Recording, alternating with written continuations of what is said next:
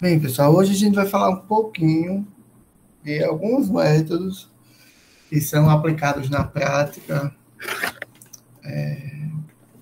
utilizando a Biomol, tá? Eu vou falar mais uma introdução para vocês, porque na Biomol 2 é que vocês vão ver as técnicas, vocês vão realizar as técnicas, aí vai ficar mais palpável. Hoje é mais uma introdução, certo?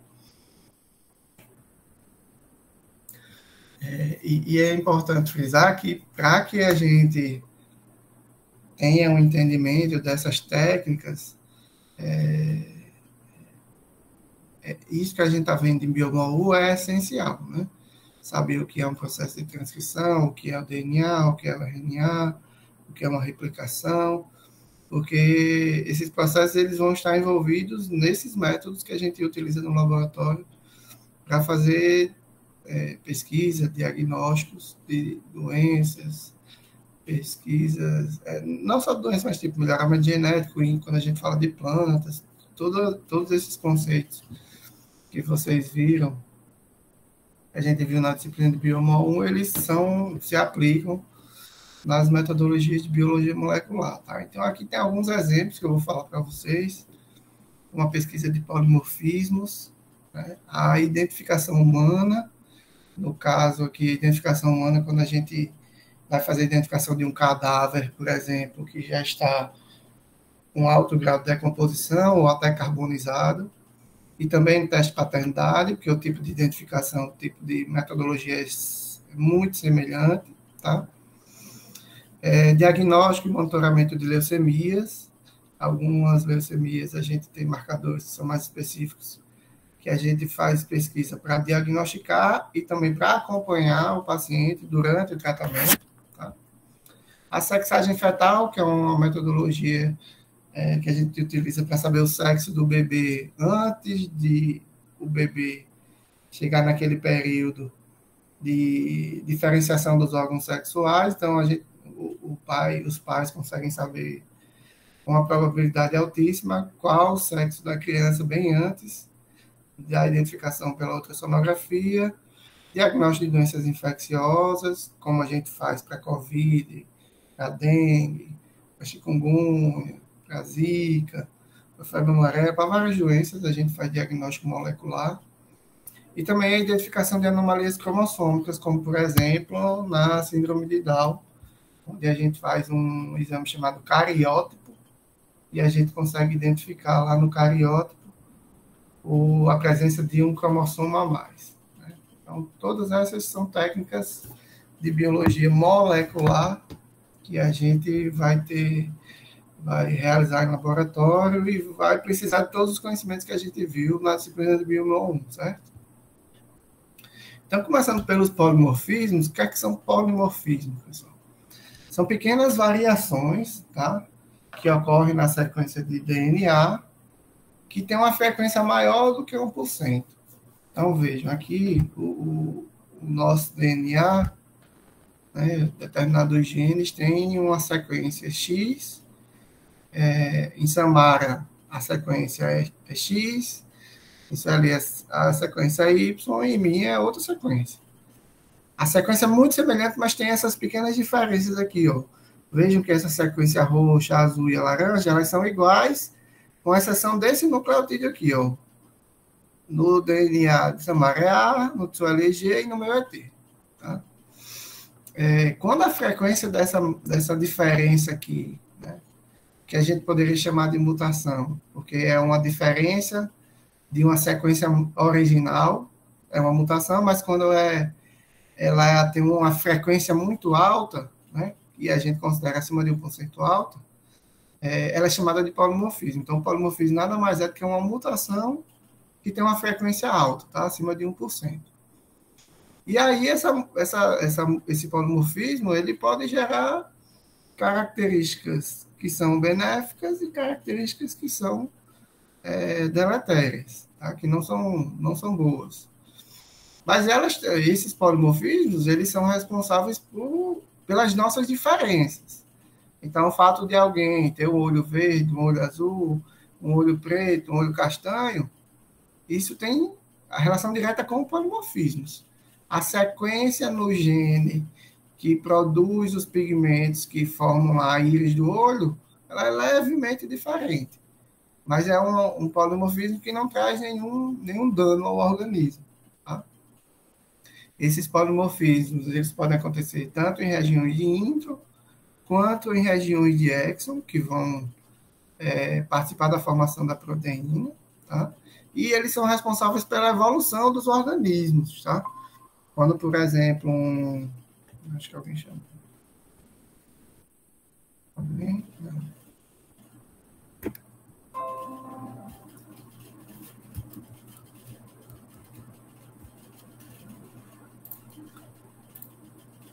Quando um polimorfismo desse acontece e acaba gerando alguma vantagem no organismo, ele tende a permanecer. E eles estão envolvidos com a evolução dos nossos organismos. Tá? Cada vez que nossas células se dividem, que passa por processo de duplicação, né, da replicação, que o DNA que está presente no espermatozoide se junta com o DNA presente no óvulo, e a partir daí vão acontecer múltiplas divisões celulares, esses polimorfismos eles vão acontecendo, tá?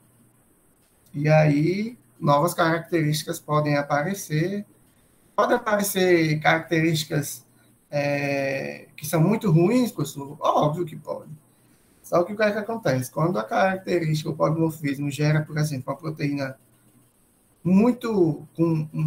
que não funciona, por exemplo, tá? A tendência é que esse polimorfismo ele não seja transmitido para a próxima geração, porque às vezes isso está relacionado com o óbito precoce ou com infertilidade. Então, quando o polimorfismo ele gera algo muito ruim, a tendência é que ele não seja transmitido para a próxima geração em função da alteração que ele causa, e aí ele tende a desaparecer. Tá? Mas a gente tem polimorfismos que nos predispõem a algumas doenças, tá? E um exemplo são polimorfismos que estão relacionados a um risco maior da pessoa desenvolver, por exemplo, diabetes tipo 1, tá?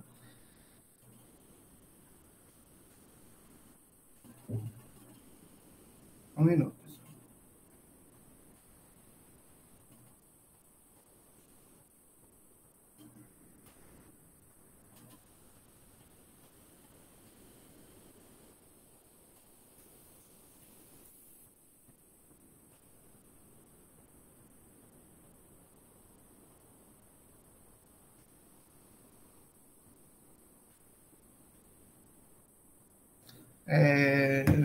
Onde estava? Sim, então, quando o polimorfismo causa uma alteração numa proteína que é muito importante e causa e forma ou forma não, ele cria uma característica que é muito ruim para a célula, isso pode matar a célula e não ser transmitido, tá? Como também pode gerar uma característica nova que vai ser transmitida e vai ser associado com a evolução daquele organismo.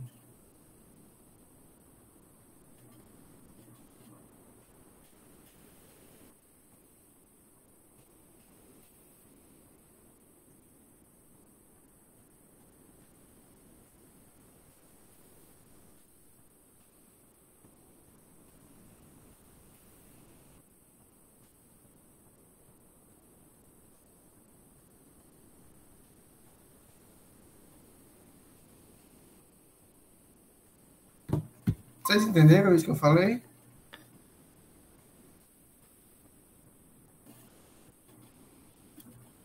Bem, pessoal, vocês estão aí? Professor, eu entendi assim. Pode falar, Vanessa. Não, é que eu entrei aí, eu não estava ouvindo nada, eu precisei sair para voltar. E agora eu estou ouvindo as coisas. Ah, tá. Então foi o somzinho da entrada foi o seu, né, Vanessa? Professor, eu não sei se está correta, mas eu entendi assim, que cada pessoa tem uma sequência aí de DNA diferente. É isso? Isso. No nosso DNA, a gente tem 99% dele é igual em todo mundo, tá? A gente tem 99, 98. A diferença que a gente tem no DNA da gente é muito pequena, tá? Mas essa diferença é o que faz a gente ser diferente, é o que cria as nossas diferenças. Como assim, pessoa? Não entende, não. Tipo, faz com que eu seja careca, mas, tipo, o pai de um de vocês ou o irmão de um de vocês não seja careca. Então, essa pequena diferença na sequência que eu tenho lá em algum gene faz com que eu fique careca e outras pessoas não fiquem. Faz com que a pessoa produza mais melanina, tenha a pele mais negra, e outra pessoa produza menos, seja mais branca. Ou até não produza melanina e seja albina. Então, que a determinada pessoa produza mais hormônio de crescimento, fique mais alta, outra fique mais baixa. E outra tenha maior tendência a engordar, e outra tenha um metabolismo mais rápido e não engorda. Então, essas pequenas diferenças são responsáveis pelas características diferentes que nós temos, tá? E é um percentual muito pequeno de genes que tem essas pequenas diferenças, entendeu? A grande maioria do nosso DNA, 97, 98% do nosso DNA é idêntico. O meu, o seu, o do Eli, o de Vanessa, o de Eliseu. O percentual muito pequeno é diferente, mas esse percentual muito pequeno que é diferente faz com que nós sejamos bem diferentes entre nós. Tanto que existe uma teoria de que no mundo existem 6 ou 7 pessoas muitíssimo parecidas com você. Muito, muito. Que você, assim, vai encontrar com ela e você vai achar que ela é sua irmã gêmea. Tá? Só que, infelizmente, a gente vive num mundo que tem em torno de 7 bilhões de pessoas e a probabilidade de você encontrar essa pessoa é muito pequena. Mas existe essa teoria, entendeu? Em função dessas análises genômicas que existem nos dias atuais. É bem provável que exista por aí alguém muito, muito parecido com você, comigo, com todo mundo. Porque a diferença que a gente tem no nosso DNA é bem pequena, tá? É verdade, professor. Teve uma vez que eu vi uma moça no outdoor e eu achei que era uma amiga minha. Aí depois eu fui ver que não era uma amiga minha, porque essa moça tinha um sinal na testa e minha colega não Uhum. tem.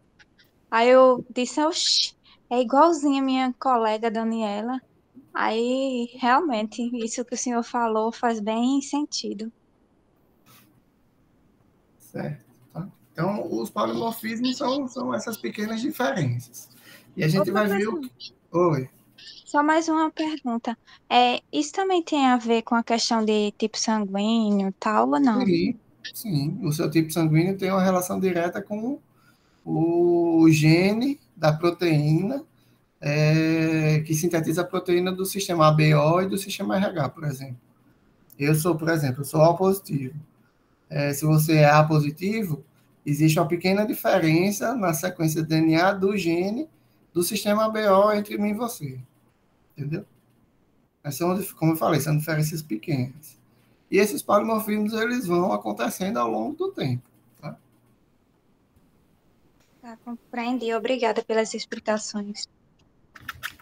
A gente tem, como eu falei, os polimorfismos, eles são diferenças, eles podem ser de vários tipos. O principal tipo de polimorfismo é quando você tem a troca de um único nucleotídeo, tá? Então, aqui a sequência é toda igual, trocou só um nucleotídeo. A gente chama isso de SNP, SNP. Ele vem do inglês de Single Nucleotide Polymorphism. Então, é um polimorfismo de nucleotídeo único. Foi só uma letrinha que trocou. Tá? A gente vê muito isso em artigos, principalmente. Tá? A gente também tem polimorfismos relacionados à variação no número de cópias, tá? De pequenas sequências de repetição, como a gente está vendo aqui na figura, tá? Então, veja que a gente tem uma sequência e a gente tem uma repetição de CTA, CTA, CTA, CTA. CTA, CTA, CTA, CTA. CTA, CTA, CTA, vários CTAs, mas em quantidades diferentes, tá? Esse tipo de variação a gente chama de variação de número de cópias, tá? Essas repetições de número de cópias, elas acontecem apenas nos introns, tá? Elas não têm nenhuma relação com o exon, então elas não alteram nenhuma proteína, tá? Nenhuma proteína é alterada, por isso que ela só está no intron, tá? Mas a gente sabe hoje que os introns, eles são regiões do DNA que tem algum tipo de regulação na expressão dos exons, na expressão de algumas proteínas. Então, eles podem alterar, fazer com que uma proteína seja mais expressa ou menos expressa, tá? Às vezes, a gente também utiliza essa variação do número de cópias, esses STRs, para fazer identificação de pessoas, tá? Não é tão comum, mas a gente pode usar nesse sentido. Então, os SNPs, que foi o que eu falei primeiro, né, single, nucleotídeo e polimorfismo. Então, o polimorfismo de nucleotídeo único é um tipo de mutação que tem uma frequência maior do que 1%. Essa definição é muito importante, tá? Sempre que for polimorfismo, ele tem uma frequência acima de 1%. Quando vocês virem num artigo ou num livro falando de mutação, pode ser a mesma coisa, a troca de um único nucleotídeo. Mas quando ele chama aquilo de mutação, é porque a frequência é menor do que 1%, a frequência é bem baixa. Tá? Então, nesse caso, a gente tem a substituição de um único nucleotídeo, como a gente está vendo aqui na figura. Eu tenho a sequência DNA, né, dupla fita, e aqui eu tenho a troca de um A por um T. Tá? Então, nessa fita eu tinha um A. Tem uma coisa errada aqui. Lembrei. Aqui eu tenho uma dupla fita, a sequência do DNA normal, GGA, CTC, CTC. E aqui a fita complementar, né? CCT, GAG, GAG. Aqui é um paciente com DNA normal. A sequência, quando esse DNA é copiado no RNA e o RNA é traduzido, a proteína tem, que nesse caso aqui é um pedacinho do gene da hemoglobina, tá? Que é a principal proteína que tem nas nossas hemácias, nossas células vermelhas do sangue, e que são as responsáveis pelo transporte de oxigênio. Então, quando essa região do DNA da hemoglobina é transcrito e traduzido na proteína, os aminoácidos são prolina, glutamina e glutamina. Existe uma mutação, e esse aqui é um caso verídico, tá? Quando esse T aqui é trocado por um A, isso vai gerar, em vez de ser uma trinca GAG, vai ser uma trinca GTG. Então, a trinca GAG, ela codificava um aminoácido glutamina.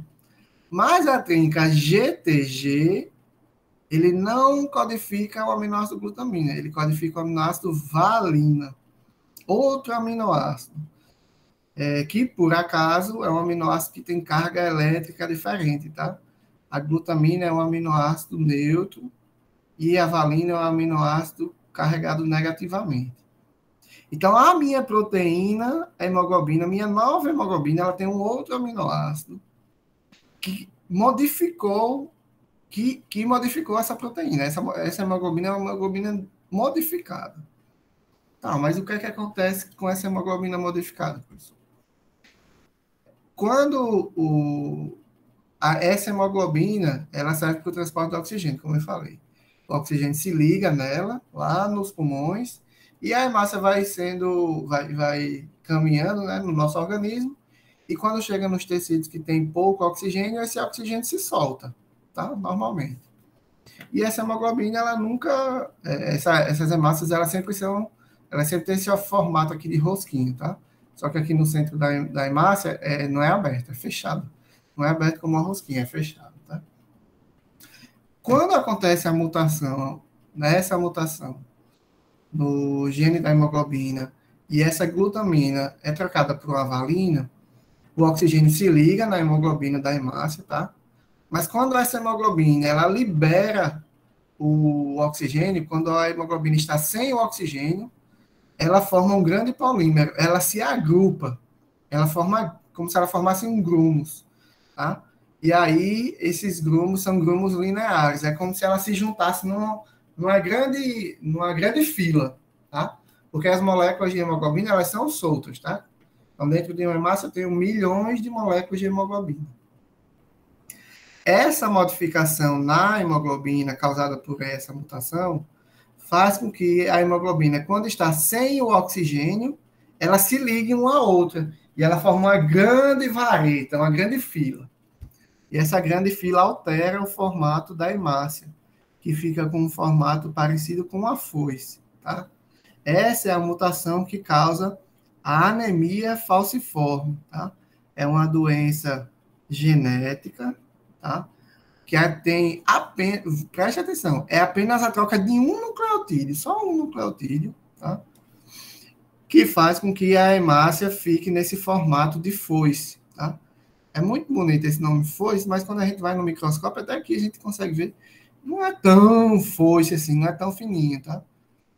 Quando eu dava aula de hematologia, eu dizia que as hemácias são falciformes, mas elas parecem com foice, elas parecem com banana, elas às vezes parecem com uma berinjela, mas ela fica com um formato totalmente alterado. E qual é o problema, o grande problema disso? As hemácias normais da gente, pessoal, elas têm uma certa flexibilidade, elas conseguem se espremer para passar nos vasos mais estreitinhos, tá? Essa hemácia falciforme, ela não tem nenhuma flexibilidade, ela é totalmente rígida. Então, quando ela vai para os pequenos vasos, ela entope os vasos. E aí o paciente sofre com diversas tromboses. Essas hemácias, elas também têm uma tendência a se juntar, ficarem grudadas umas nas outras e ficarem grudadas na parede do vaso, causando diversos tipos de entupimento dos vasos, formando tromboses. E isso é muito deletério, tá, para o paciente. Essas hemácias nesse formato, o nosso baço, todo mundo conhece o baço? Sim. Onde é que o baço fica? Pergunta aí de anatomia. Você já pagaram anatomia? Já, né? É lá no baço. Onde é que fica o baço? Me digam aí. Eu não paguei não, mas acho que é do lado esquerdo. Isso, é do lado esquerdo. Do lado esquerdo de onde? Do tórax ou do Não, do abdômen? abdômen, do abdômen. Do lado esquerdo do abdômen, exatamente. Do lado esquerdo aqui mais embaixo, né? Digamos que assim, né? Pega a barriga, né? Aquela parte que os gordinhos têm maior. Você bota a mão aqui do lado da barriga, quase na lateral. O baço fica aqui, né? Do lado oposto, do lado direito, a gente teria mais ou menos o fígado e o intestino. Do outro lado é o baço. O baço, pessoal, é um órgão que ele é responsável pela retirada.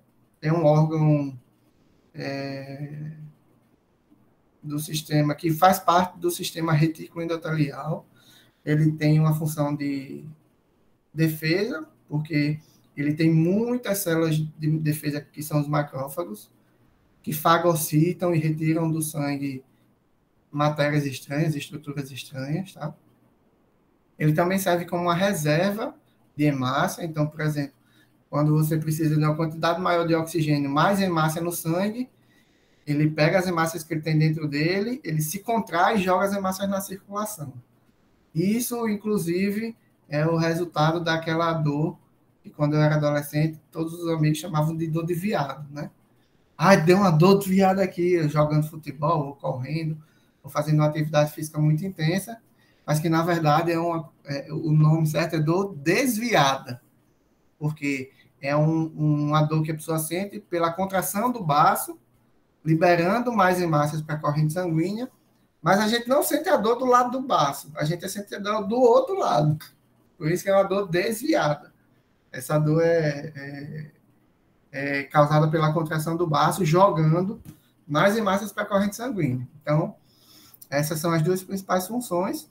E o baço, ele é responsável por retirar as coisas estranhas que estão no sangue. E essa hemácia falciforme é uma coisa estranha no sangue. Então, os macrófagos retiram essas hemácias estranhas.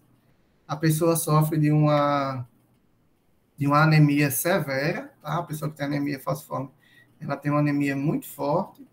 Ela tem problemas de trombose, principalmente nas pernas, que é uma região onde o sangue circula mais lentamente, com mais dificuldade, até por causa da, da gravidade, né? Mais difícil o sangue voltar dos pés, então ele circula mais lento, existe uma tendência de o sangue coagular e causar trombos nas pernas, tá? Além de várias outras coisas, né? A anemia é muito importante, a pessoa não tem força para fazer, às vezes nem para se levantar, porque a anemia é muito intensa, né? Aí depende muito de transfusão de sangue, e é apenas isso aqui, ó. É só isso aqui, a mudança de um nucleotídeozinho, tá?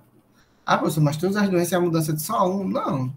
A gente tem outras trocas, que tem trocas de aminoácidos, mas que não causam doenças tão importantes como essas, tá? Mas tudo depende de onde a mutação acontece, qual aminoácido que troca, qual a importância daquele aminoácido na proteína, tá? Então, tem vários polimorfismos outros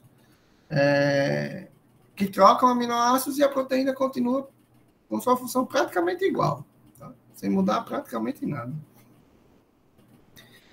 Tá? Entenderam aí? Perguntem. Tirem dúvidas. Digam que é mentira. Faça alguma coisa, pessoal. Diga que vocês estão aí. Tá bom, Sem professor, dúvida. eu vou dizer. É Sem mentira. dúvida. Tô brincando. Vamos Ei, continuar. Oi. eu gostei dessa associação aí, que o senhor fez berinjela, inchada, engraçado. Mas quando a gente está estudando na disciplina, né, em hematologia, eu não sei se vocês estão pagando ou vocês ainda vão pagar. Vocês vão ver a anemia falciforme bem melhor. Anemia falciforme, é massa em forma de foice. Mas quando a gente pega a amostra de um paciente com anemia falciforme, o negócio é bem diferente, né? É um negócio mais abananado, mais gordinho, né? Mais berinjelado. Mas também tem massas bem com forma de foice bem fininha. É uma doença bem debilitante, né? E existem hoje a engenharia genética, a biologia molecular trabalha para quê? Para conseguir consertar esse erro na hemoglobina. Eu tenho um colega que a gente trabalhou junto lá na UFRN, ele é professor, ele conseguiu passar no concurso para professor antes de mim lá na UFRN, ele é professor de hematologia. E há 2 anos atrás, ele foi fazer o pós-doutorado dele lá na Califórnia. E ele foi para um laboratório onde o cara estava desenvolvendo uma metodologia para corrigir esse erro na hemoglobina. Então, ele usa um vírus, um adenovírus, que é um vírus que causa um resfriado fraquinho, semelhante o mesmo adenovírus que é utilizado na vacina de Oxford, tá? E aí ele joga dentro desse vírus, ele manda dentro desse vírus o gene da hemoglobina corrigido, tá? E esse gene da hemoglobina corrigido, ele vai ser incorporado nas células do paciente.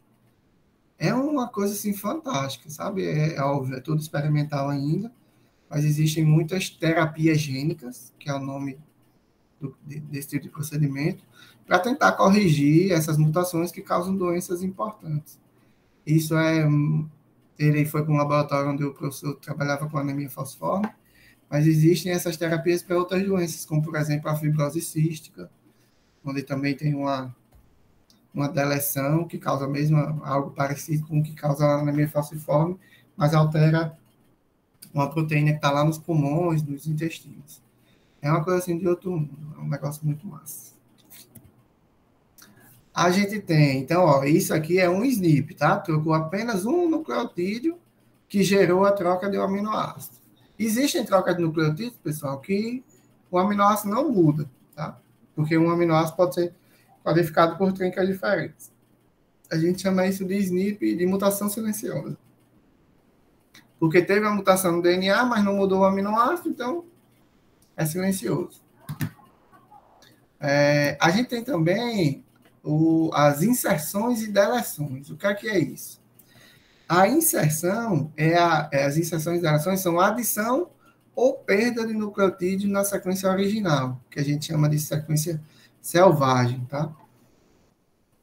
Quando essa adição ou essa inserção ocorre na região do exon, né, que é a região que vai estar relacionada com a produção da proteína, E isso pode ter um efeito deletério importante na proteína, tá? Porque quando tem a inserção ou a deleção, a sequência da proteína se altera muito. Por quê? Vamos ver aqui. Ó. Eu tenho uma sequência DNA selvagem, que não tem a inserção nem a deleção. Então, são vários GCU, GCU, GCU, GCU. Então, é tudo alanina, tá? Várias alaninas. O que foi que aconteceu? Teve a inserção de um nucleotídeo. Então, no meio do GCU apareceu um A. Uma adenina foi inserida aqui. E aí vejam que a trinca trocou. As trincas aqui são todas GCU. Mas como entrou um A, a primeira trinca passou a ser AGC, e as próximas trincas viraram UGC. Porque o U aqui, o terceiro nucleotídeo dessa primeira trinca, passou a ser lido no segundo, já que é tudo lido por trinca, né? Então, o GCU virou AGC e os próximos GCU se transformaram em UGC. Então, veja que o primeiro nucleotídeo entrou aqui, mudou o aminoácido, de alanina passou a ser serina, e todos os outros que eram alanina se transformaram em cisteína. Pela entrada de apenas um nucleotídeo, porque isso muda o que a gente chama de fase de leitura. Como entrou um nucleotídeo a mais aqui, as outras trincas para frente, elas mudam. Tá? Então, normalmente, a inserção e a deleção causam alterações importantes na proteína. Então, são grandes alterações. Enquanto que aqui mudou apenas um aminoácido, aqui mudaram vários. E aí normalmente a proteína fica bastante diferente. Tá? Isso é uma inserção. A deleção é quando um nucleotídeo é removido. Então, veja, eu tenho um GCU até aqui. Esse GCU que tinha aqui, ele foi perdido. E os motivos são vários, tá? E aí, essa trinca, em vez de ser GCU, ela ficou C, sobrou dessa trinca o CU, e esse CU se juntou com o G do próximo. E aí, as trincas saíram de GCU e agora elas são CUG, CUG, CUG. E aí, mudou o aminoácido na sequência, tá? Daqui para frente, todos os aminoácidos mudam, igual aqui. O que tiver aqui pela frente também vai mudar. Tá? Então, as inserções e deleções, elas são mais impactantes, digamos assim, do que os SNPs, tá? Vou dar um exemplo. No genoma do COVID, a gente tem muitos SNPs, muitos. E muitos SNPs, muitos desses SNPs mudam o aminoácido. Tá? Dependendo de onde a mudança do aminoácido acontece no genoma do COVID, do SARS-CoV-2, essa mutação ela passa a ser uma mutação característica de variante. Então, cada variante, alfa, beta, delta, gama, elas têm mutações com troca de aminoácidos em regiões importantes. E elas também têm mutações que não mudam aminoácidos que não têm relevância, tá? E elas têm, hoje em dia, elas têm muitas deleções. Tá? A variante delta, ela tem deleções, e a gama, deleções importantes em regiões que fazem com que o vírus se ligue à célula, e aí o vírus ganhou uma característica nova. A gente sabe que a variante gama, ela é muito mais infecciosa do que a alfa e a beta. E isso por causa de algumas deleções que ela tem que as outras não têm. E alguns polimorfismos também. A delta é a mesma coisa. Então, a gente consegue ver o efeito prático da deleção alterando a proteína e essa proteína sendo mais efetiva em se ligar com a célula e fazer o vírus entrar. Para a gente fazer essa avaliação aqui, pessoal, de troca de DNA, de SNP ou de deleção, o primeiro passo é a gente extrair o DNA. A gente precisa do DNA da célula para poder saber como é que está esse DNA, para fazer a sequência. Tá? Essa extração do DNA é um procedimento simples, tá? A gente tem várias formas de fazer extração, a gente tem kits que a gente compra pronto para fazer extração, e a gente tem metodologias desenvolvidas dentro dos próprios laboratórios, apenas usando alguns reagentes que fazem essa extração do DNA. Tá? Lembrando, para extrair DNA precisa de célula, e célula com núcleo. Tá? Professor, tem alguma célula que não tem núcleo? Tem. As hemácias, elas são células que não têm núcleo, tá? E aí, normalmente, esse processo de extração do DNA e até do RNA, tá? Quando a gente está querendo estudar vírus de RNA, eles são baseados em 4 etapas. Primeira coisa, eu vou fazer a lise das membranas lipídicas. Entendi? Não, eu vou fazer lise. Lise é o quê? É a quebra das membranas celulares, que são membranas lipídicas. Tá? Então, eu preciso estourar a célula, eu preciso quebrar a membrana dela. Como é que a gente faz isso? Com uma solução detergente. Um sabão. Um detergente pia. Dá para fazer com detergente pia, óbvio. Algo muito básico.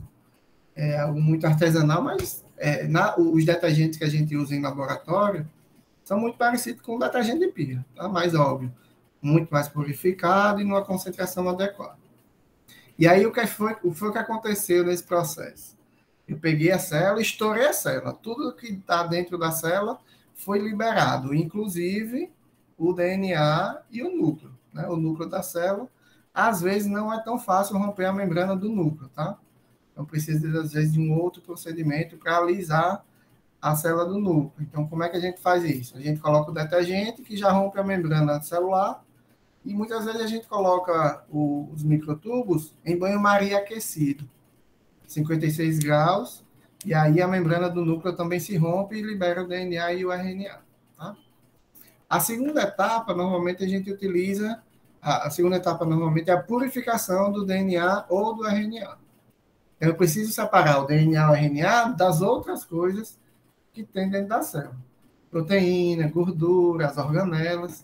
E normalmente a gente utiliza ou proteinase K, que é uma enzima que quebra todas as proteínas, desmancha as organelas.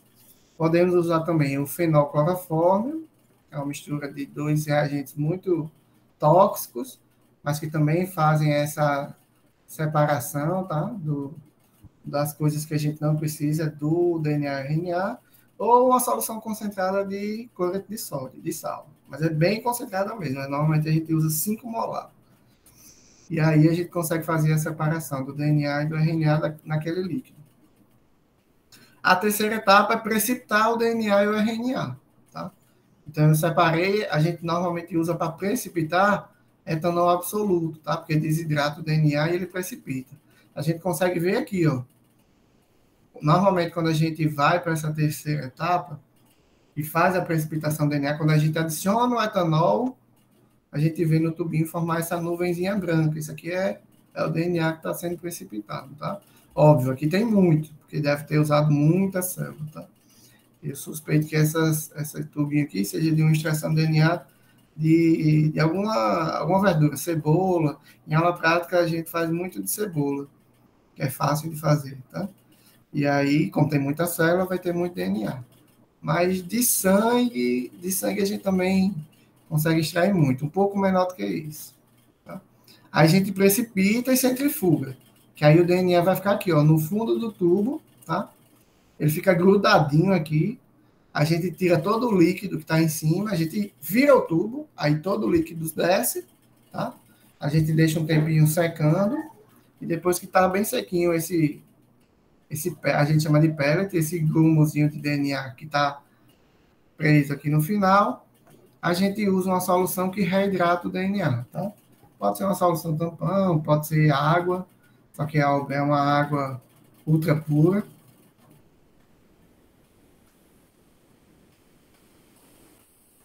É uma água ultra pura, né? Sem DNAs e sem RNAs, para não modificar esse DNA, e aí o DNA está ali, está guardado.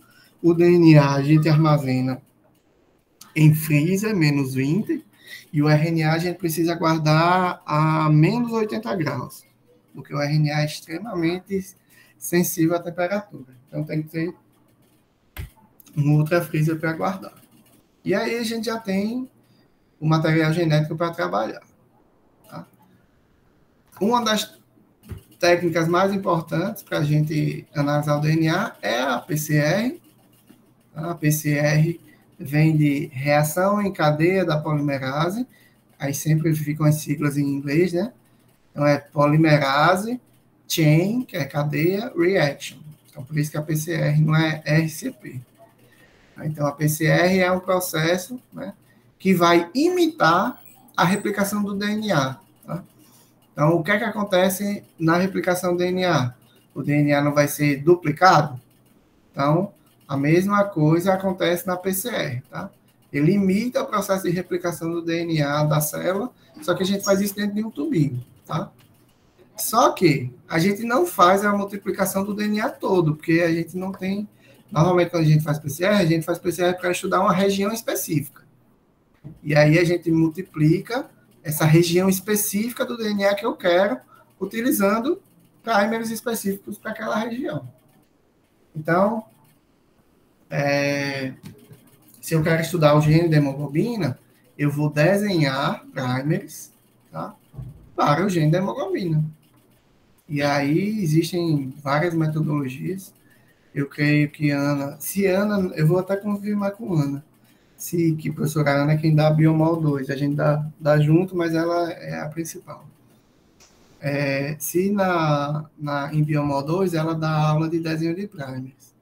Se ela não der, aí a gente pode fazer uma aula, na aula da semana que vem, a gente pode fazer uma aulazinha, só para eu mostrar para vocês rapidamente, um esquema de como desenhar primers. É fácil, tá? Não é difícil, não. A análise depois é que, às vezes, a gente precisa ter muito cuidado. E aí, o que é que a gente vai ter? A gente precisa um tubinho, tá, de PCR, a gente chama de microtubo, tá? É um tubinho de 1,5 ml, e eu vou precisar de tudo que tem dentro da célula para fazer a replicação. Um tampão, que é um líquido que mantém o pH ótimo, tá, da reação. Vou ter os primers, que vão se ligar naquela região do DNA que eu quero multiplicar. Eu preciso ter os nucleotídeos, tá? A, C, T e G, aqui dentro do tubinho. Esses nucleotídeos a gente compra, tá? Tudo a gente compra. A gente desenha os primers. Ontem mesmo, eu solicitei a síntese de primers de um projeto que eu estou desenvolvendo para fazer detecção de alguns vírus. Eu desenhei os primers e mandei sintetizar. Aí eles vêm, a gente recebe eles no tubinho igual a esse. A gente precisa dos primers, dos nucleotídeos que a gente compra e da enzima da TAC polimerase. A TAC polimerase é uma polimerase igual que a gente tem nas células da gente, sendo que ela tem uma resistência térmica. Tá? Ela é resistente ao calor. Por quê?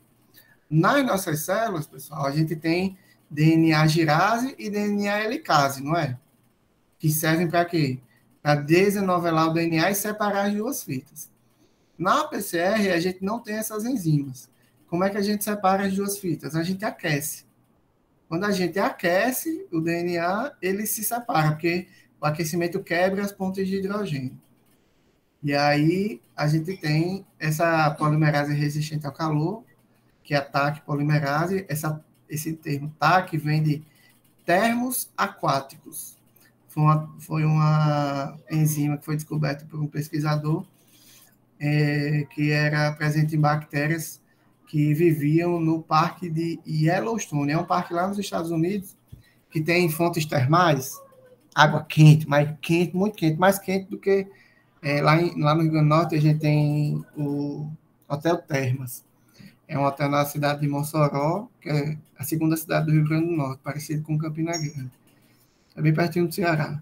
Lá tem um hotel que tem fontes termais. Tem piscina lá, piscina termal, que chega a 60 graus. Deus o livre de entrar, porque a cidade já pega fogo, você ainda vai tomar banho numa água quente. Aí essa bactéria que vivia nessa água quente, o cara disse, se essa bactéria vive na água quente e ela se divide, ela deve ter uma polimerase que resiste à temperatura alta. E aí extraiu essa polimerase e hoje a gente usa no PCR, tá? Então a gente junta tudo, tá? E faz um procedimento, tá, de variação de temperatura, tá?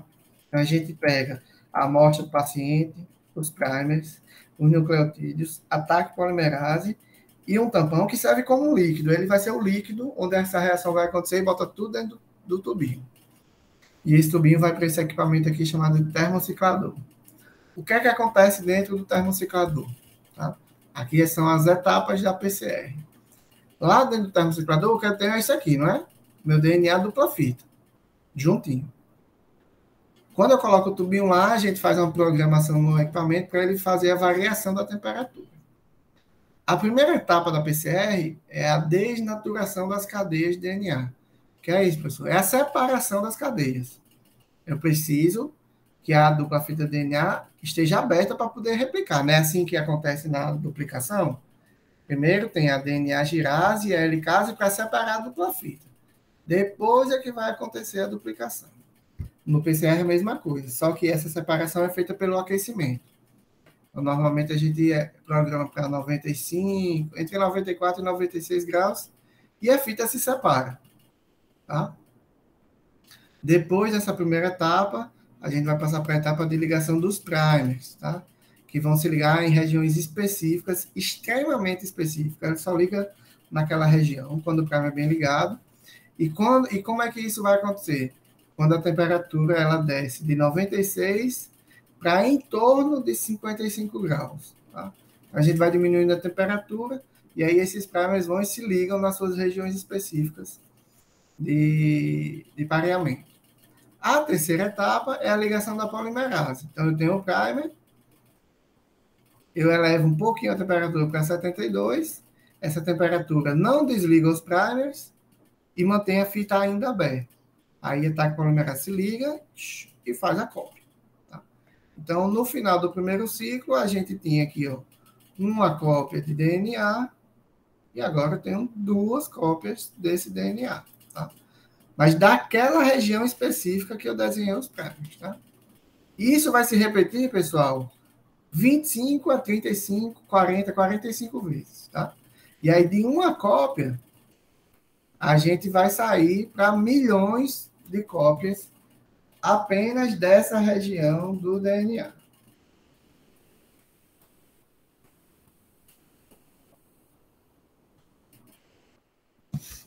Certo?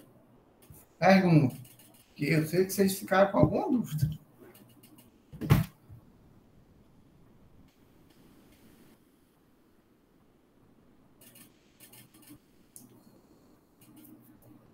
Depois disso, ainda precisa purificar o produto da PCR?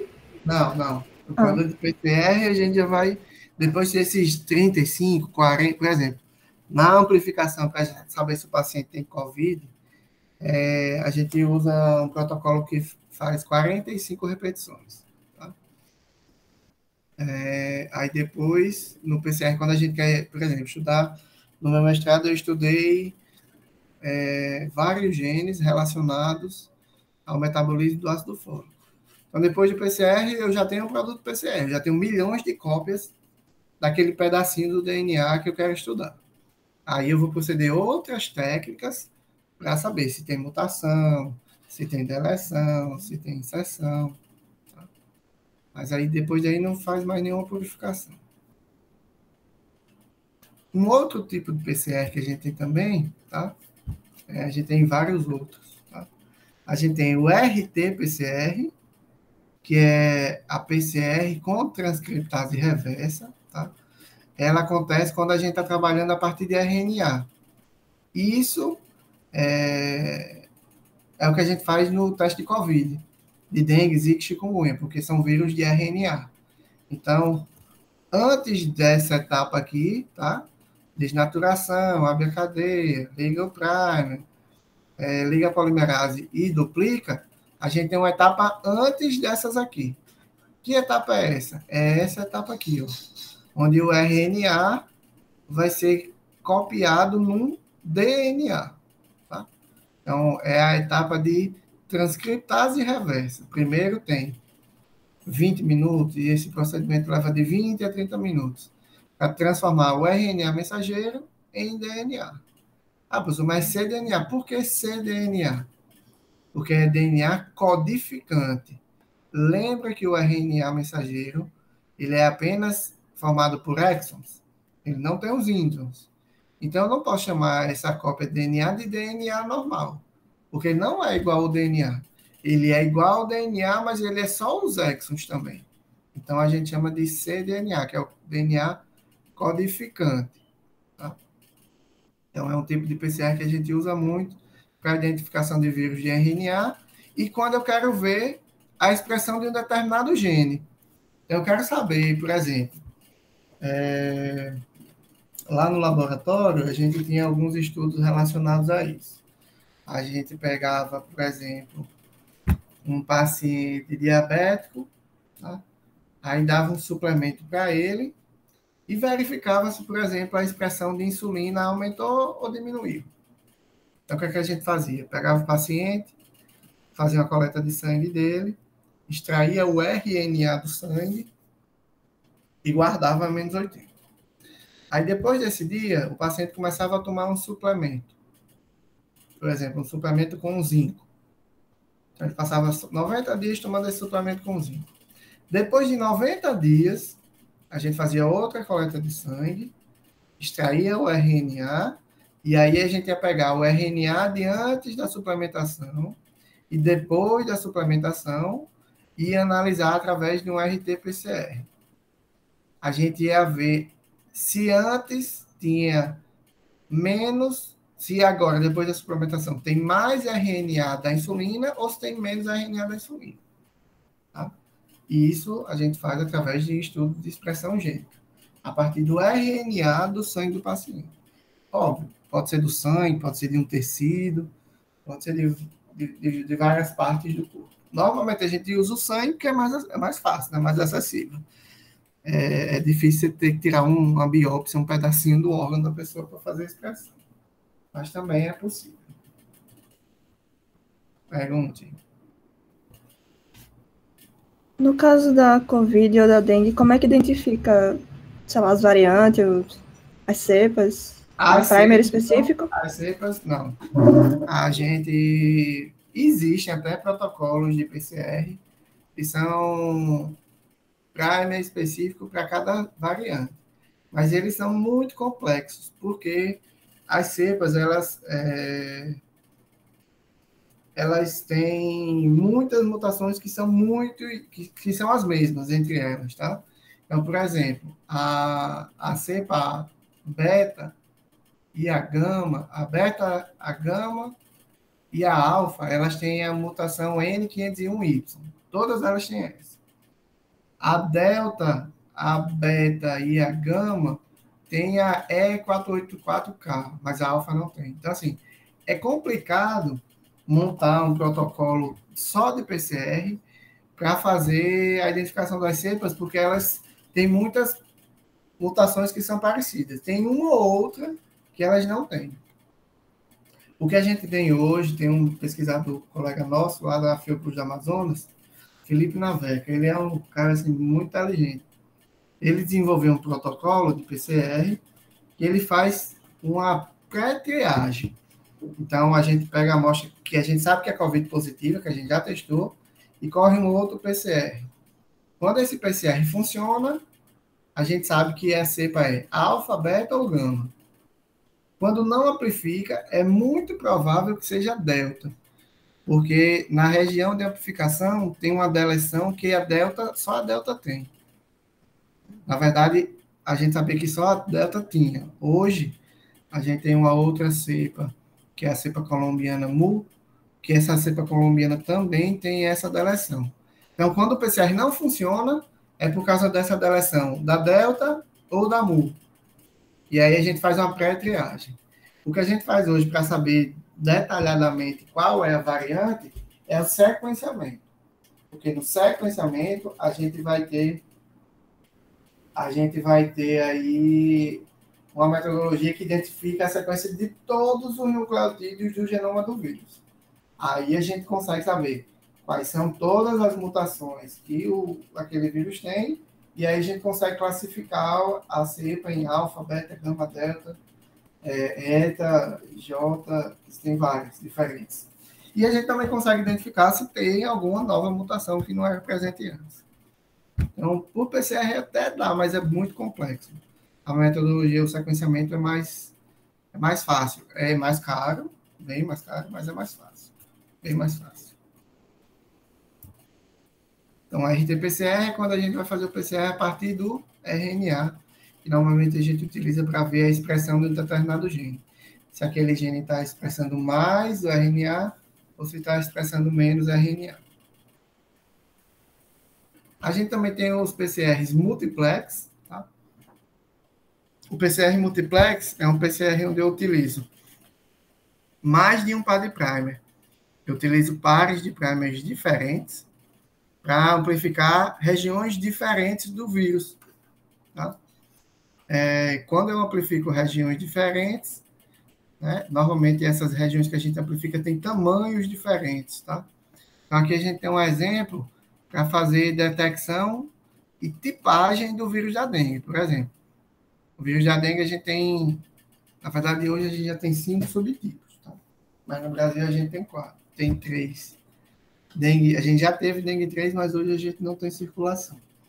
Mas, por exemplo, lá no laboratório a gente testa dengue. A gente testa dengue 1, 2, 3 e 4. A gente faz um PCR desse tipo aqui, multiplex.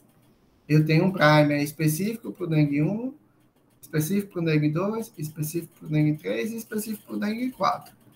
Só que eu coloco todos no mesmo tubinho. Tá? A gente coloca todos no mesmo tubinho e dependendo do gene que tiver, dependendo do vírus de dengue que tiver, vai amplificar ou 1, ou 2, ou 3, ou 4. A gente pode pegar isso e correr num gel e ver qual é o tamanho da banda, porque quando a gente vai desenhar, por exemplo, o par de primer para o dengue 4, o par de primer para o dengue 3, a gente precisa desenhar esses produtos de PCR com tamanhos diferentes. Se eu desenhar tudo igual e for fazer um gel, eu não vou conseguir diferenciar. Então, no desenho do primer dengue 1, por exemplo, o tamanho do produto PCR é 371 pares de base, então 371 nucleotídeos. O dengue 2 tem 275, o dengue 3 tem 200 e o dengue 4 tem 141. Então, a gente faz o PCR, corre um gel de eletroforese e esse gel ele separa esses fragmentos em tamanhos diferentes. E aí a gente sabe, qual é o tamanho do fragmento? É 371. Então é dengue 1. Não, é 202, então é dengue 3. Ou a gente pode fazer também um PCR em tempo real. Eu acho que eu coloquei na aula. Deixa eu só pegar essa dúvida. Coloco. Eu vou falar do PCR em tempo real aí. A gente pode fazer a eletroforese e identificar isso. O tamanho desse fragmento. O que é essa eletroforese? O que é esse procedimento de separação? Tá? A eletroforese é um procedimento onde a gente vai fazer separação e purificação desses ácidos nucleicos. Ou a gente pode fazer também de proteína, tá? A eletroforese de proteína também existe. Então, o que é que a gente faz? Tá? A gente separa as moléculas pelo tamanho e pela carga. Esses produtos PCR, todos eles têm carga, tá, pessoal? Normalmente eles têm uma carga negativa. Tá?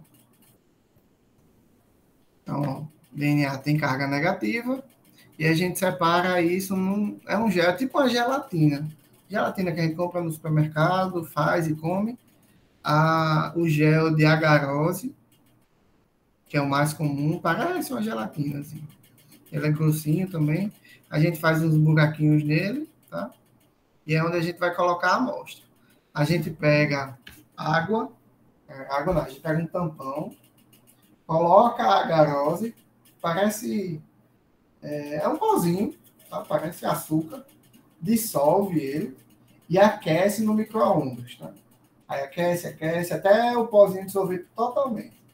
Depois que o pó dissolve totalmente, fica igual água transparente, a gente coloca esse líquido numa cuba, uma vasilha, numa tapauézinha. Tem uma cuba de eletroforese, obviamente, específica para isso, tá? De acrílico, a gente derrama esse líquido e espera ele esfriar. Quando ele esfria, aí ele fica igual uma gelatinazinha. Tá? E aí a gente faz uns pocinhos, que são esses buraquinhos aqui, ó. Esse buraquinho que ele está mostrando aqui, a gente coloca um pente, coloca um local, como se fosse um pentezinho, quando ele está líquido ainda, depois que ele polimeriza, que ele fica durinho, a gente tira o pente e ficam tipo uns buraquinhos no gel. A gente chama de pocinhos. Aí, é nesses pocinhos que a gente vai colocar o produto de PCR da gente. Tá? Dentro dessa cuba de eletroforese. Ele vai ter um tampão, vai estar cheio de líquido aqui, ele vai estar dentro de um líquido, tá? E a gente vai ligar uma corrente elétrica, tá? Onde desse lado aqui, ó, desse lado aqui vai ter esse eletrodo aqui, é o eletrodo negativo, e aqui é o positivo. Então, como o DNA é negativo, ele vai se afastar desse, ele vai caminhar para cá, tá? Ele vai caminhando dentro do gel até você desligar a fonte de corrente elétrica. Normalmente a gente deixa 30 minutos, 40 minutos, depende do tamanho do fragmento, depende do tamanho do gel. E aí ele vai andando aqui. E aí, quanto maior o fragmento, ou seja, mais pesado, mais lento ele vai andar. Igual uma pessoa magra e uma pessoa gorda. Você bota um gordo e um magro para correr, a tendência é que o magro corra mais rápido. A tendência, né? Com os fragmentos isso também acontece. Quanto maior o fragmento, menos ele anda. Quanto menor o fragmento, mais ele anda no gel. A gente desliga, né, a corrente elétrica. Ó, aqui tem uma foto bem legal. Aqui é a cuba, tá? O tampão que fica aqui dentro, para poder a corrente elétrica passar, e aqui o gel de agarose. Veja, tem uns pocinhos onde a gente coloca, cada pocinho desse é uma amostra diferente. Tá? A gente usa principalmente a agarose, que é um polissacarídeo extraído de algas marinhas, meio a 2%, a gente pesa o pozinho, dilui no tampão, igual eu falei, coloca dentro da água, aquece, ele não é tóxico. E como é que ele faz para separar esses fragmentos? No microscópio, essa gelatina ela é como se fosse assim, ó, uma malha, que tem os buraquinhos por onde os fragmentos passam por dentro ou não passam, né? Alguns passam mais facilmente e alguns passam com mais dificuldade.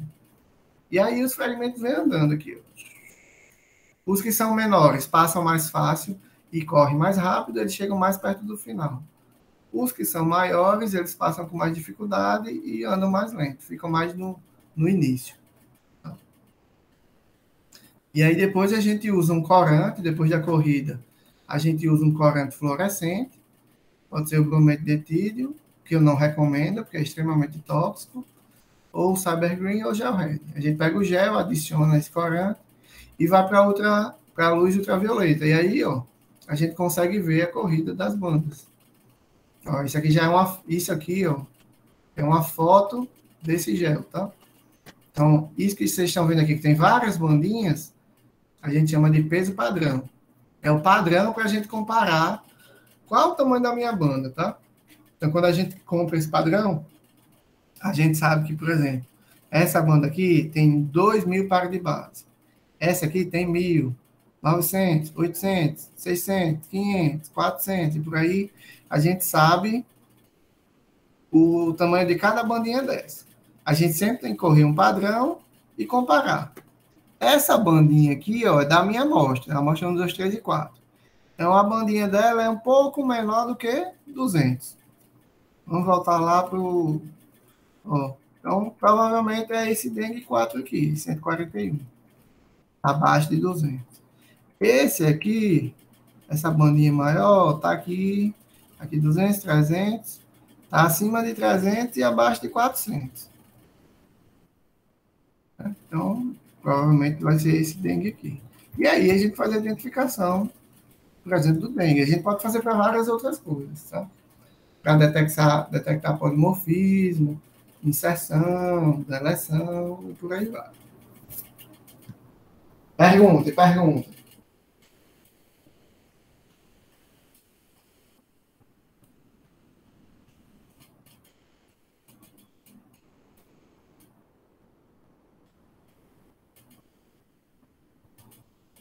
Pergunta, pô.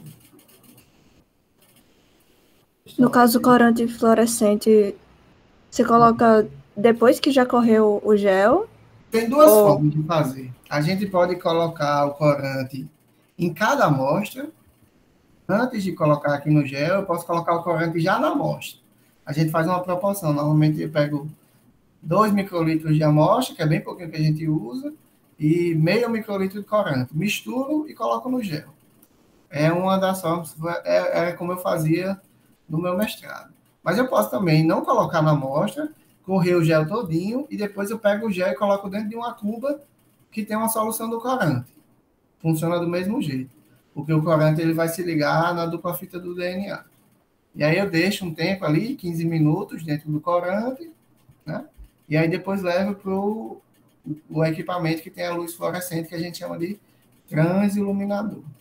E aí a gente faz a detecção, faz a foto. Tem um equipamento lá no laboratório que a gente tem a luz e ele tem uma câmera que tira a foto. Tá? Lá na UTS a gente tem tudo isso. Lá no LabMIC, no laboratório da professora. No meu mestrado, eu fazia tudo assim, com gel. Eu analisei 650 pacientes, analisava 4 polimorfismos, então, 600, vamos estar 600, 604. Eu só fiz gel para 2.400 amostras, só. Aí eu fazia gel, cada gel tinha 12 amostras. Deixa eu fazer um cálculo aqui, que eu nunca fiz esse cálculo. 2.400 dividido por 12. Eu fiz só 200 géis desse no meu mestrado, para analisar todos os pacientes. E assim, é extremamente trabalhoso. E assim, os corantes, eles são... O brometo de etílio é extremamente tóxico, então você não pode descartar no ambiente. Né? Então, eu usei, eu acho que um mês de brometo de etílio, a gente descobriu que esses outros 2 corantes eram lançamentos, eles não eram tóxicos, nem cancerígenos. O brometo de etílio é cancerígeno. E aí a gente trocou, mas mesmo assim ele gera muito resíduo, o gel. E é muito trabalhoso. Né? E aí alguém desenvolveu o que a gente também tem lá na ETS, que a gente faz a detecção do Covid, que é o PCR em tempo real. Qual é a vantagem? Eu não preciso fazer gel. Tá? O que é que acontece de diferente? Durante o PCR, eu vou adicionar uma sonda. É como se fosse um primer também, tá? Só que esse primer, essa sonda, ela emite fluorescência em cada amplificação. Em cada ciclo, a sonda se liga, tá? E depois emite fluorescência. Como é que isso acontece? Eu estou tendo, né, o primer aqui. Quando o primer liga, a sonda também liga. Tá? E veja, a sonda tem 2 coisas nas suas pontas. Essa bolinha amarela é o fluoróforo, que emite fluorescência. Só que ele só emite fluorescência quando ele está longe dessa bolinha preta, que é chamada de quench, tá? O quench é uma substância que sequestra a fluorescência do fluoróforo. Então, a sonda, quando está assim, ela não está emitindo fluorescência, tá? Então, ela liga, mas não emite fluorescência. Quando o ataque polimerase começa a fazer a polimerização, ela encontra a sonda. E a ataque polimerase ela tem uma atividade de retirar essa sonda daqui. Quando ela retira, ela solta o fluoróforo da sonda, ele se afasta do quench e aí ele emite fluorescência. Então, a cada ciclo, se a sonda está ligando, ou seja, se está presente o alvo que você está pesquisando, vai ter emissão de fluorescência a cada ciclo. E como a cada ciclo o DNA multiplica, a fluorescência ela vai aumentando ao longo dos ciclos, tá? Então, no PCR em tempo real, você tem a emissão de fluorescência durante a PCR. Quanto mais ciclos, mais fluorescência vai aparecendo. Por isso que a gente chama de PCR em tempo real. Porque enquanto os ciclos estão acontecendo, a fluorescência está sendo emitida. Diferente do PCR convencional, que eu faço PCR, e depois é que eu vou ver se a PCR funcionou através do gel. Tá? Então, aqui, ó, é a detecção da fluorescência, que é feita por uma câmera no equipamento. Então, ó, fluorescência baixa. Começou a emitir fluorescência considerável. Lá para o ciclo 12, 14, começa a subir a fluorescência. Tá? A partir dessa linhazinha aqui, que é chamada de threshold, aí a gente faz a detecção das curvas, tá? Aqui são fluorescências diferentes, para cores diferentes, tá? Então, a fluorescência verde, vermelha, azul, dependendo do equipamento, você consegue detectar até 6 cores diferentes. Tá? O nosso, por exemplo, detecta 4. Então, o PCR era isso. No teste de paternidade, o que a gente usa? PCR, tá? No teste de paternidade a gente faz uma PCR de várias regiões, é um PCR de várias regiões. A gente amplifica pelo menos 20 regiões hipervariáveis. São regiões que são muito diferentes no nosso DNA, que estão na região do intron, tá? Então, ó, são todos locos de intron, tá? Que a gente amplifica e a gente vai ver o tamanho dessas regiões, tá? Então, ó, a criança aqui, ela tem nesse locus um alelo, uma região, porque lembrem, todo gene está duplicado, né, pessoal, no nosso DNA. Eu tenho o gene que veio do meu pai e o gene que veio da minha mãe. Então, nesse gene, eu tenho um gene de tamanho 13 e um gene de tamanho 16. O suposto pai tem o 16. Então, esse locus, que a criança tem 16, pode ter vindo desse pai. Só que eu não posso usar apenas uma região, eu tenho que usar no mínimo 20. Aí, outro gene, a criança tem 16 e 16. O pai tem 17 e 16, então esse 16 do pai pode ser isso. Outro gene, 14 e 14. O pai tem 10 e 14. Então, pode ser. Então, ele tem que fazer a correspondência disso aqui de pelo menos esses 20, tá? Então, 12, 12, 9, 9, 10, 10, e por aí vai. Se ele fizer a correspondência dos 20, ele faz a vinculação da paternidade. Então, esse pai aqui vai ser pai dessa criança. Ah, professor, e se não for pai? Se não for pai, algumas dessas regiões, por exemplo, a criança tem 14 e 14, então esse pai teria 10 e 12. Ah, então, peraí, se ele tem 10 e 12, como é que a criança tem 14? Então, a criança tem 10 e 19. Ah, mas o pai tem 13 e 12. Como é que ele tem um 10 se o pai não tem? E aí vai fazendo a comparação, tá? Alguns podem até dar correspondência, mas vários não vão corresponder. E aí você faz a vinculação ou não desse pai à criança, tá? Normalmente, no mínimo 20. Tem laboratórios que fazem 25 regiões, tem laboratórios que fazem 30, para aumentar a assertividade, tá? Mas lembre, é uma região hipervariável, é uma região muito diferente entre todos nós.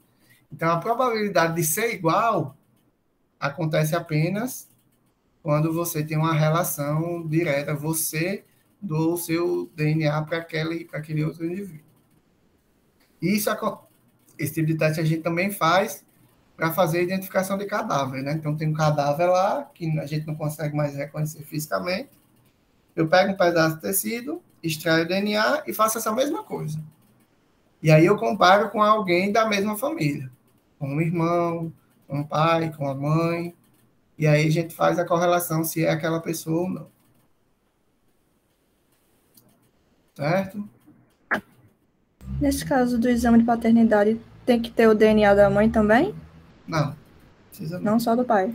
Só da criança e do suposto pai. Uma outra metodologia que a gente usa no laboratório é a expressão de BCR-ABL. É isso, professor, danado não feio.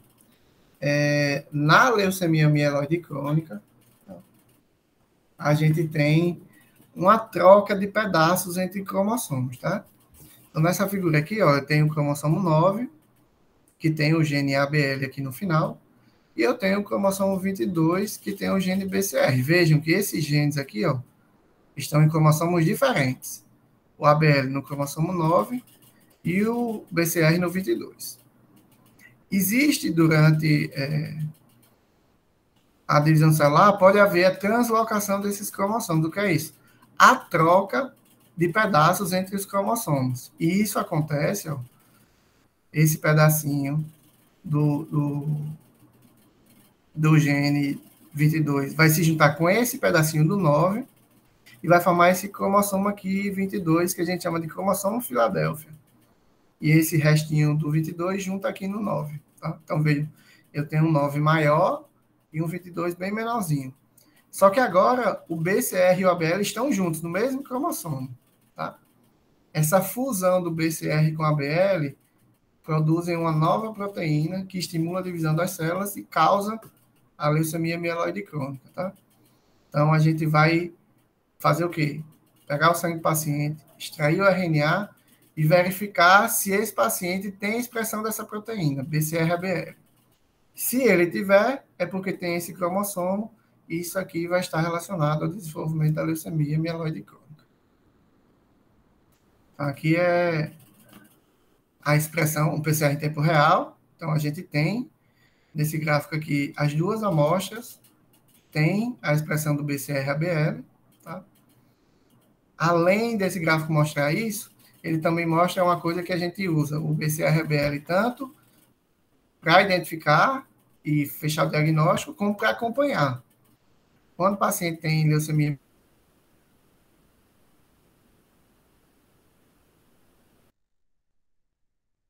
vejam aqui, ó, a expressão do BCR-ABL aconteceu aqui, ó, quando ele cruza o threshold no ciclo 17.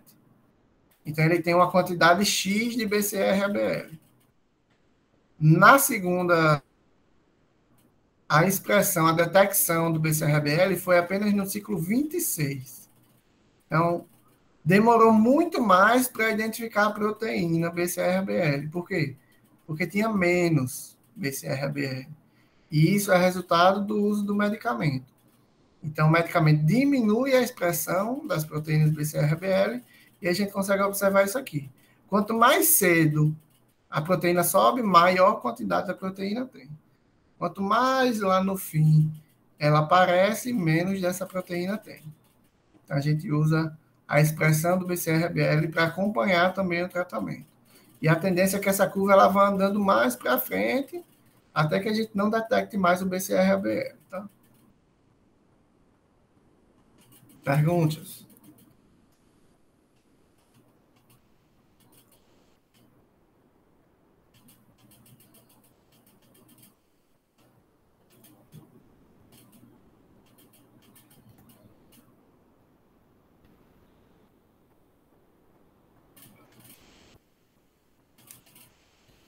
Ninguém? Vou continuar. Cariótipo. Cariótipo é um exame onde a gente analisa os cromossomos. Tá? Então, por exemplo, essa identificação do cromossomo Filadélfia pode ser feita pelo cariótipo. Tá? A gente vai analisar a quantidade e a estrutura dos cromossomos. Como é que a gente faz isso? Primeiramente, coleta o sangue, ou faz uma amniocentese, o que é isso? Coleta de líquido amniótico para tentar detectar os cromossomos do bebê que está em desenvolvimento.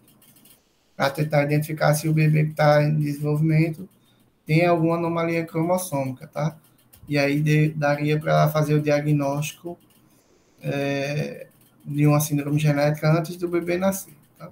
Óbvio, para fazer isso, nas ultrassonografias, o médico tem que suspeitar de alguma coisa errada. Então, coleta o sangue, a gente vai separar os linfócitos, que são mononucleares, utilizando um líquido, tá? A gente coloca um líquido que é bem viscoso, parece uma glicerina, e o sangue. Aí a gente vai centrifugar e vejam, as hemácias estão aqui no fundo, o plasma do sangue está aqui, e aqui no meio a gente tem os linfócitos. Então, a gente vai pegar somente essa parte aqui dos linfócitos e vai colocar em cultura, vai fazer esses linfócitos crescerem, se dividirem. Tá? Para quê? Como é que eu vou ver o cromossomo numa célula? Só vejo o cromossomo se a célula estiver se dividindo, não é isso que a gente aprendeu lá na duplicação? Então, eu preciso colocar a célula para se dividir, e aí eu adiciono uma substância chamada colchicina. O que é que ela faz? Ela para a divisão celular na metáfase, que é quando o DNA está na forma de cromossomos. Aí eu coloco a célula para dividir, para a divisão na metáfase, preparo a lâmina e vou analisar os cromossomos. E aí na lâmina eu vou ter isso aqui, ó. E aí eu vou ter que identificar cada um desses cromossomos pelo formato e pelo tamanho, o que não é nada fácil. Tá? Tem que ter uma experiência muito grande. Tá? Mas aí a gente vai identificar cada um deles no microscópio e vai montar o cariótipo do paciente. Ele precisa ter 1, 2, 3, 4, 5, 22 pares de cromossomos autossômicos e mais o par de cromossomos sexuais. São 23 pares ou 46 cromossomos. Então, se está tudo normal, beleza. Aqui a gente tem, por exemplo, um cariótipo de um paciente com síndrome de Down. Ele tem o quê? Ele tem a trissomia do cromossomo 21. Ele tem 3 cromossomos 21, como a gente pode ver aqui. Tá? Aqui, o cariótipo de um paciente com síndrome de Edwards. Ele tem trissomia do cromossomo 18. Então, vejam, o cromossomo 18 tem 3 cópias. Tá? Na síndrome de Edwards, normalmente, o paciente tem um crânio dismórfico. Ele tem a cabeça tem uma formação bem diferente. Tá? Ele tem o queixo pequeno, os pés tortos, congênitos, deformidade nos dedos das mãos, doença cardíaca congênita, baixo peso ao nascer, fraqueza muscular, problemas de desenvolvimento. Tudo isso aqui, pessoal, é pela presença desse cromossomo a mais aqui, que vai estar ativo e vai estar produzindo proteína de forma irregular. Outro exemplo, síndrome de Klinefelter. É uma trissomia dos cromossomos sexuais. Então, ele tem... era para ser uma mulher, né? Na verdade, é uma pessoa de sexo feminino. E tem, em vez de ter um X e um Y, que é o que é aqui do sexo feminino, do sexo masculino, que tem um X e um Y, a pessoa tem 2X e um Y. Tá? Então, isso traz alterações no desenvolvimento sexual, principalmente da pessoa com síndrome de Klinefelter. É um homem que tem muitas características sexuais femininas, tá?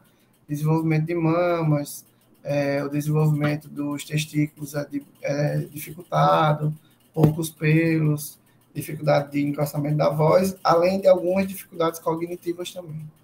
Cognitivas de desenvolvimento do pensamento. Tá? Outro exame, sexagem fetal. Tá? Então, a gente faz uma coleta de sangue da mãe, né? E vai tentar achar fragmentos do DNA fetal que podem atravessar a placenta. Tá? Então, o exame de sexagem fetal, a gente faz pesquisa do cromossomo Y no sangue da mãe, porque a mãe não tem cromossomo Y.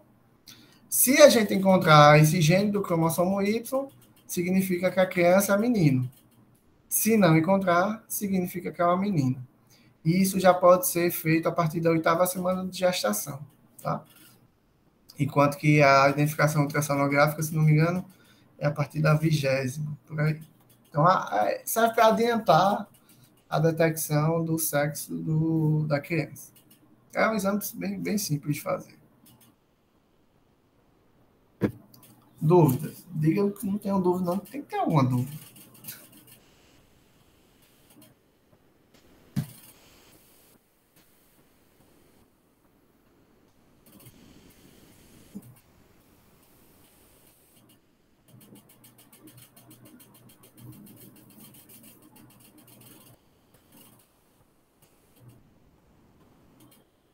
Estão aí, pessoal? Sim. Sim, professor, estou aqui. Tá de boa. Bem, então essa é a nossa aula de hoje, tá? O que é que vai acontecer aqui? A gente tem hoje sexta, segunda-feira eu vou mandar uma atividade para vocês, tá? Vai ser para vocês fazerem uma leitura. Na quarta-feira a gente vai ter o Kahoot. E na sexta-feira a gente vai ter uma revisão. Tá? E aí na segunda vocês vão ter a última prova. Então, próxima segunda, dia 6, atividade que eu vou mandar no SIGA. Quarta-feira, Kahoot. Sexta-feira, revisão e segunda prova. Certo? Certo, professor, essa atividade de segunda não é para ser enviada, é só uma revisãozinha, né, básica dos assuntos. Só uma lista para estudo de vocês. Eu vou mandar um artigo também, 2 artigos que eu tenho, para vocês darem uma lida. É para estudo, não é para entregar. Tá ok, professor. Obrigada, tranquilo. Segunda, o exercício. Na quarta, o Kahoot. Aí na outra sexta vai ter uma revisãozinha básica para a prova, que vai ser na outra segunda, né? Isso, exatamente. Que vai ser do jeito de bioquímica. Vai ser no cigarro, Ok, tranquilo. Obrigada, viu? tá bom? Nada, pessoal, até quarta. Sim, assim que liberar no Google, eu coloco a aula lá no cigarro, a gravação da aula. E os slides estão lá. Bom Tá final de certo. semana. Obrigada. Bom final de semana. Tchauzinho, bom final de semana para vocês. Até quarta, professor. Bom final de semana. Até quarta.